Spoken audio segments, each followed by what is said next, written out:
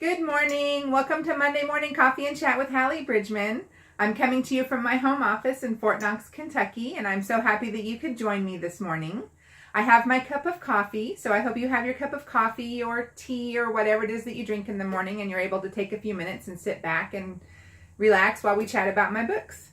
And so the reader question I'm answering today, I have two that are going to piggyback on each other. One is, was it risque to write about a satanic cult leader in A Harmony for Steve? And two, why did you never complete the story about Charles? All right, so we're talking about A Harmony for Steve, the fourth book in my Song of Suspense series. And it's a story about Harmony Harper, who is a Christian singer, and Steve Slater, who had his stage name was Slayer. And Steve was a rock star, and his band was very hard rock, and ended up with a huge following of satanic cult following. So one of his band members wore satanic symbols, and there was like this satanic cult that basically used the Steve's band locations as meeting places and recruiting places and stuff like that. And so you find out that the cult leader was, a member of his crew. And so was it risque to write a satanic cult leader? I had a hard time writing this book. And I'll tell you why. And I've talked about this once before, I think. When I write, I kind of go where I am, where I'm writing. And I kind of go into the head of the character whose point of view I'm writing.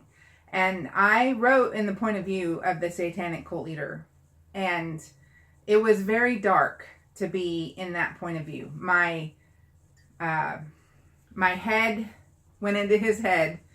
And I was able to conjure all sorts of images and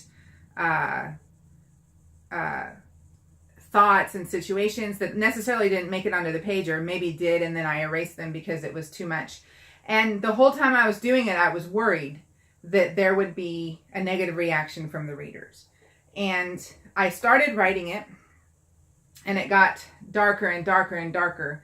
And then I stopped because it was getting too dark for me to continue to write. And so I went to the Virtues and Valor series, and I wrote all 8 books in the Virtues and Valor series, and then I wrote On the Ropes, and then I went back to Harmony for Steve, and I was able to I had pulled myself out of the dark, and I was able to get back into it and not dig so deep into a dark spot that I had to stop writing again. I was actually able to finish it, and once I released it, I had this paranoia of people are going to hate this book. It's going to get such bad reviews because I actually went into possession and demonic forces and spiritual warfare on a physical front. It's one thing to read in Paul's letter about donning on the spiritual armor, this armor of God, the helmet of truth, the word of the sword is the word of God, the chest plate of righteousness. All of these things is one thing, because then you're battling temptation and sin, and you're talking about the things that we have to confront on a normal, regular, day-to-day basis. In Harmony for Steve, I talked about physical people attacking Christians, and in the name of Satan, as a way to forward their mission on earth, and eventually wanting to sacrifice a baby to Satan as a way to kind of reset this damage that Steve Slater did when he became a Christian and boldly proclaimed the word of God. And so that was not an easy thing to write, but it was absolutely what I felt like God was calling me to write. And I have been amazed at the lack of negative feedback for that. I haven't received a single letter or review that criticizes specifically that. And so that made me very happy. But one of the things about it was Charles, and this is what I get regular questions about. Charles was a teenager who was recruited into the satanic cult and very active in it and did whatever he was bid to do. But see, Charles was raised in a Christian home. We meet his parents. He was recruited by a man who was under, his youth pastor, basically, and that's how he was recruited in the satanic cult. And so he was clearly possessed and evil. There was nothing good about this kid. And he was an active part of the book all the way to the end. And at the end, it ends. There's no resolution with Charles. There's no final scene with Charles. He's not a major character. He's arrested and taken away, and that's the last you see of him. And people don't really like that very much. And I think part of it is because he's a teenager.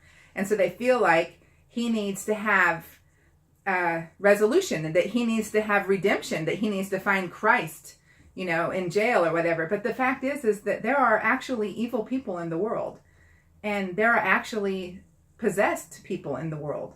And some of those people, even in the Bible, were children.